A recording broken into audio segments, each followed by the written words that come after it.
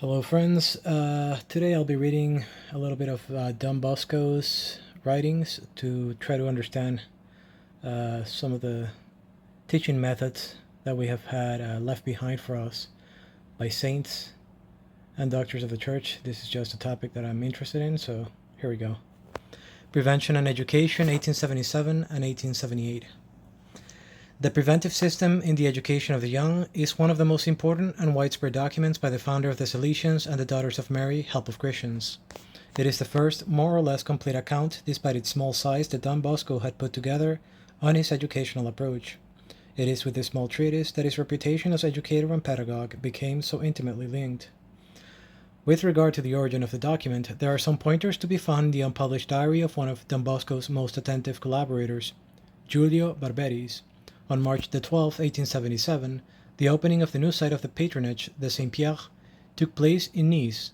Don Bosco gave a speech or exposé which he then completed shortly after returning to Italy. After describing the celebration and after the text of his speech, he followed up with a summary of what had to do with the education system we use, which we call preventive. The work cost Don Bosco several days. He redid it 3 times and was complaining that he just could not find the right way to put things as he wanted. In autumn of 1877, the Salesian Press at St. Pierre the Arena printed a booklet containing all the material and details of the event in Nice, with an appendix on the preventive system in the education of the young. From then on, translations, reprintings, and new editions multiplied. An occasional work then became a pedagogical text of general interest in the light of the facts. No traces of the handwritten original dossier on the preventive system in the education of the young have been found as yet, but there is no doubt in Don Bosco's authorship of this item. Other than Father Barberis's clear testimony, a careful lexical, syntactic, and stylistic study of the text is more than sufficient when compared with similar writings by Don Bosco. But he did not intend to draw up a systematic pedagogical treatise nor an original excursus on education. He considered the work as a sketch of something he was thinking of publishing. He then adds that 2 systems have been used throughout time in educating the young, preventive and repressive, and he states without any hesitation that he follows the former, the preventive system, which is usually used in the Salesian houses, and he emphasizes, which is based completely on reason, religion, and loving kindness. The work which Don Bosco thought of completing remained simply as a planned one, but the little booklet on pedagogy in 1877 is more than a simple sketch. Reflected in it are ideas and guidelines for the pedagogical culture of the time, assimilated and represented in a characteristic and original way, and located within authentic Christian and Catholic tradition. Alongside the value of the preventive system as a formulation of pedagogical teachings, we also need to recall its value in the history of educational praxis. The preventive system, incorporated into the regulations of the Salesian Society, became the basic document for pedagogical formation, was commented on and developed while Don Bosco was still alive by Father Barberis in his notes on sacred pedagogy, and by Father Francis Cerruti in brief essays and talks, and by Father Dominic Giordano in various pedagogical writings. After careful research, Pietro Braido came to this conclusion regarding the short history of the preventive system. Its first explicit literary formulation is due to Don Bosco, who put it into practice and gave it sufficiently recognizable shape amongst all the other models of pedagogy. We are not dealing with a perfectly complete and closed system, but something open to additions and developments, theoretical and historical, which enrich it without distorting its essential original features. In 1878, Don Bosco sent the Minister for Internal Affairs Francesco Crisper an item that borrowed the title already used, the preventive system in the education of the young, emphasizing certain features of the content. This was also published with the title The Preventive System as Applied to the Young People at Risk, 1878. The second document, sent to Crispi, was accompanied by a letter in which Don Bosco noted a number of buildings in Rome which he thought appropriate for founding a hospice or hostel where he could apply the preventive system with young people at risk. Different paragraphs of the 2 versions of the preventive system coincide almost literally, but there are also differences between the 2, both in their general arrangement and their contents. In the 1877 booklet, his pedagogical concern stands out, The shorter memo in 1878 instead has a certain socio-political character, pointing to the phenomenon of social changes which were making the problem of abandoned youth more acute and threatening. One of the many ministerial crises interrupted the procedures that had begun. Don Bosco presented his project to the new Minister for the Interior, Giuseppe Sanardelli, but according to accessible documentation, without positive result. Also of interest is the intention of the founder of the Salesian congregation to present his educational approach for secular settings involving poor and at-risk youngsters. The preventive system in the education of the young. On a number of occasions, I have been asked to express verbally or in writing a few thoughts concerning the so-called preventive system which we are accustomed to use in our houses. Until now, I have not been able to comply with this wish for lack of time, but I am giving an outline of it here, which will serve as a sketch of a small work, which I am preparing, if God gives me life enough to be able to complete it. I do this solely to help in the difficult art of the education of the young. Therefore, I will say what the preventive system consists of, and why it should be preferred, its practical application and its advantages. What the preventive system consists of and why it should be preferred. There have been two systems used throughout the ages in the education of the young, preventive and repressive. The repressive approach consists in making the law known to the students and then supervising them in order to detect transgressions, inflicting, wherever necessary, the merited punishment. Using this system, the words and the appearance of the superior must always be severe and somewhat menacing, and he must avoid all friendly relations with his dependents. To give greater weight to his authority, the director would need to be seen, but rarely among his subjects, and generally speaking only when it was a question of punishing or threatening. This system is easy, less demanding, and is especially useful in the army and among adult and sensible people who ought themselves to know and remember what is to be done according to the law and other regulations. Quite otherwise, I would say, its very opposite is the preventive system. It consists in making known the rules and regulations of an institute, and then supervising in such a way that the students are always under the vigilant eye of the director and the assistants, who, like loving fathers, will converse with them, act as guides in every event, counsel them, and lovingly correct them, which is as much as to say, will put the students into a situation where they cannot do wrong. This system is all based on reason, religion, and loving kindness.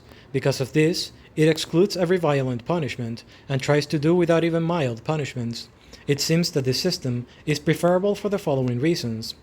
First of all, being forewarned, the pupil is not disheartened when he does something wrong, as happens when such things are reported to the one in charge. Nor does he get angry from being corrected, or threatened with punishment, or even from actually being punished, because there has always been through the affair a friendly voice forewarning him, which reasons with him, and generally manages to win his friendship, so that the pupil knows there must be a punishment, and almost wants it. Second, the basic reason why young people get into trouble is youthful fickleness, which can forget the rules of discipline and the punishments they threaten in a flash. For this reason, a child often commits a fault and deserves punishment, to which he had not given a thought, which he did not remember at all in the act of committing the fault, and which he certainly would have avoided had a friendly voice warned him. Third, the repressive system can stop a disorder, but only with difficulty can it improve offenders. One observes that young people do not forget the punishments they have suffered, and generally remain embittered, wanting to throw off the yoke and even to take revenge.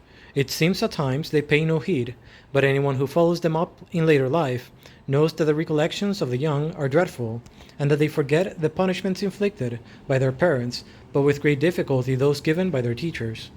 Episodes are known of some who in their old age have exacted an ugly revenge for certain punishments justly inflicted during their school days. On the other hand, the preventive system makes a friend of the student, who sees a benefactor in the assistant, who gives him good advice, wants to make him good, shield him from unpleasantness, punishment, and dishonor.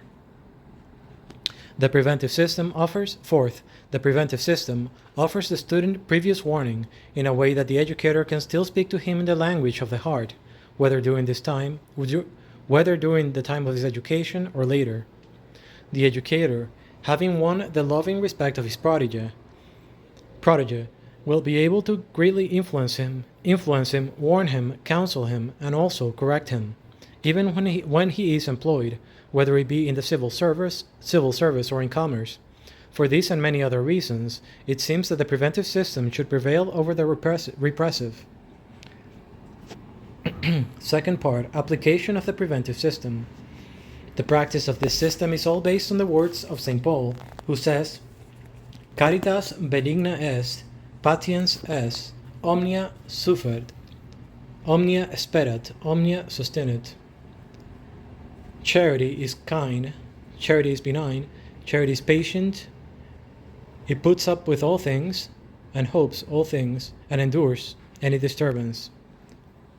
For this reason, only a Christian can successfully apply the preventive system. Reason and religion are the means the educator should constantly make use of, teaching them, making use of them himself, if he wishes to be obeyed and to attain his goal.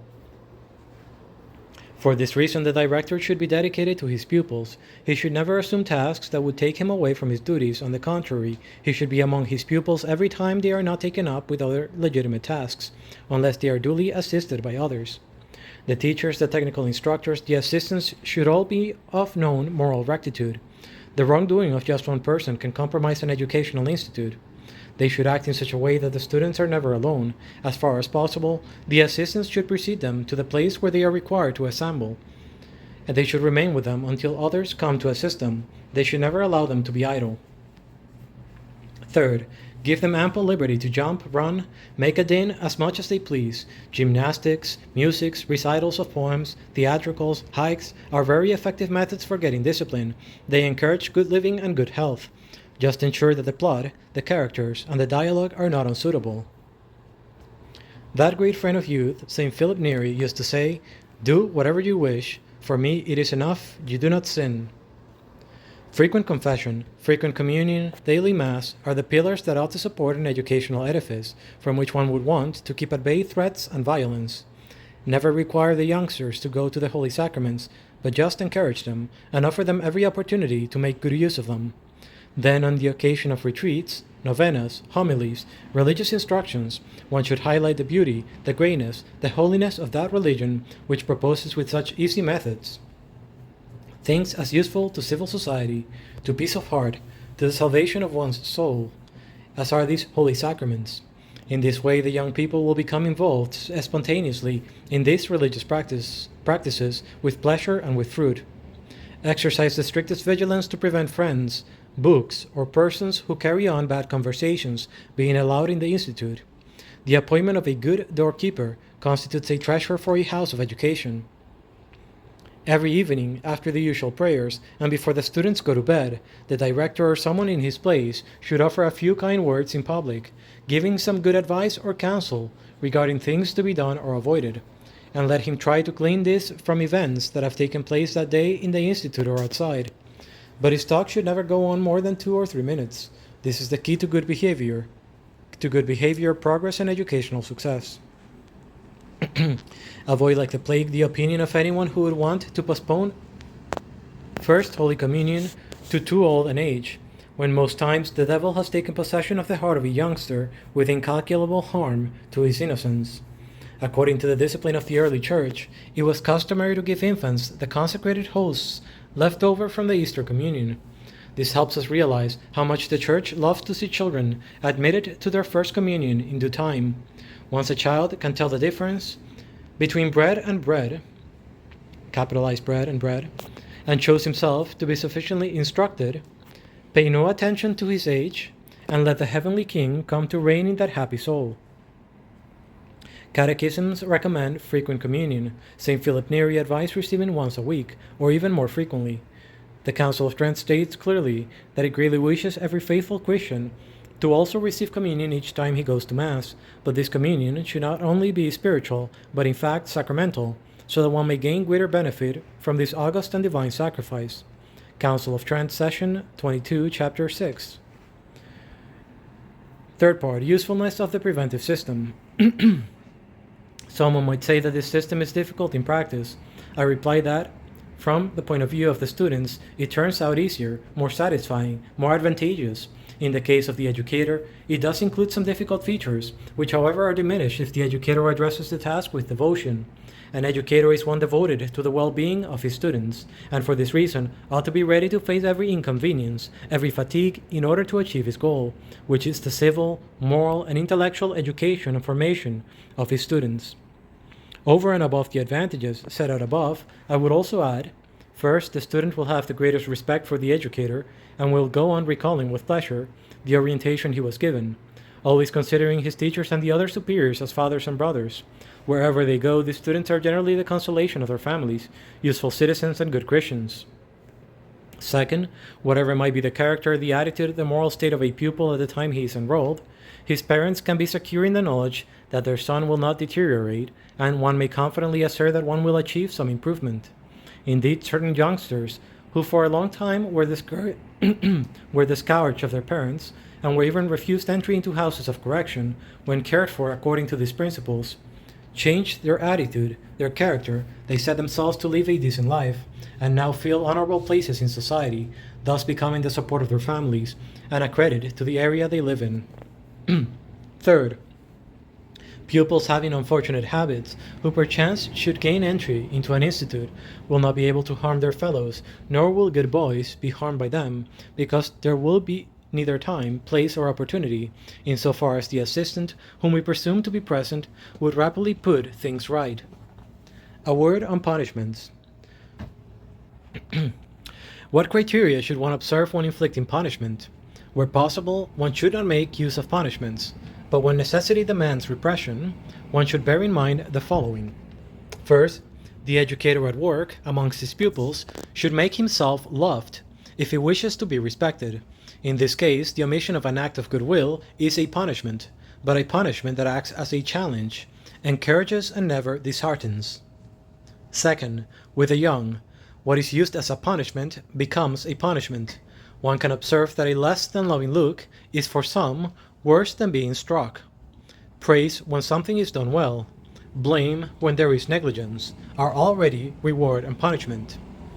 Third, except in very rare cases, corrections, punishments should never be given in public, but privately, apart from companions, and one should use the greatest prudence and patience to have the student understand his fault through reason and religion. Fourth, the rector should make the rules well known, along with the rewards and punishments set down in the disciplinary policy, so that no pupil might be able to excuse himself by saying he did not know what was commanded or forbidden. If this system is put into practice in our houses, I believe that we will be able to achieve excellent results without resorting either to corporal punishment nor to other violent punishments. For these 40 years, during which I have dealt with the young, I do not remember ever having used any kind of punishment, and with the help of God, I have always got not only what was necessary, but even had my wishes met, and that from those same young people for whom every hope of a good outcome seemed in vain. The preventive system in the education of the young at risk. There are two systems used in the moral and civic education of youth: repressive and preventive. One or the other can be applied in society generally, and in houses of education we will give a brief general outline of the preventive system as it applies in society generally, then how it can be used in places of detention, in colleges, in hostels, and in boarding schools. The preventive and repressive systems in society at large. The repressive system consists in making known the laws and the penalties they establish. Then the authorities must be vigilant to discover and punish offenders. This is the system used in the army and in general among adults. But young people who are uninstructed, non-reflective, urged on by companions or recklessness, often blindly permit themselves to be dragged into wrongdoing for the sole reason that they are left to themselves. Whilst the law should look out for offenders, a great deal of effort should also be put into diminishing their numbers. Which young people can be said to be at risk? I believe that one can identify the following categories not as bad, but as being at risk of becoming so. First, those who go from cities or other regions in the state to other cities and regions in search of work. Generally, they have little money with them, and in a short time it is spent. If they do not find work soon, they run into the real danger of getting involved in theft and of beginning a way of life that will lead them to ruin. Second, those who have lost their parents and have no one to care for them, and so are left to become vagabonds and associate with criminal elements, while a friendly hand and loving voice would have been able to guide them on the path of honorable living and upright citizenship. Third, those who have parents who cannot or will not look after their children and throw them out of the house or abandon them completely. Unfortunately, there are many such unnatural parents. Fourth, vagabonds who fall into the hands of the police but who are not yet lawbreakers. If these were admitted to a hostel where they could be taught, prepared for work, they would certainly be snatched away from the prisons and restored to society. What should be done? Experience has taught us that we can provide effectively for these four categories of children. First, with recreation centers opening on Sundays and holidays, with pleasant recreation, music, physical education, the opportunity to run, jump, recite, put on plays, they would readily come together. Add to that evening classes, Sunday school with religious instruction, and one gives adequate and essential moral nourishment to these poor sons of the people. Second, when they are brought together this way, we must inquire and discover who is unemployed, then take steps to find them work and oversee their work during the week. Third, beyond that, we come into contact with those who are poor and abandoned, a lack of wherewithal to feed and clothe themselves, or find a place to sleep at night. There is only one way of providing for them, with hostels and safe places, which have arts and crafts, and also by means of agricultural schools. Government intervention. The government could cooperate in the following ways without taking on the minutiae of administration or interfering with the principle of legitimate public charity. First, provide centers for activities on weekends. Help equip the schools and centers with the necessary equipment. Second, provide locales for hostels and equip them with the necessary tools for the arts and trades with which the young people admitted to them could be assigned to. Third, the government would allow freedom in the enrollment of students, but would pay a daily or monthly subsidy for those admitted if they have found themselves in the conditions described above. Their condition would be verified either through government certification or through the normal activity of the police department, which very frequently comes across children who are precisely in this condition.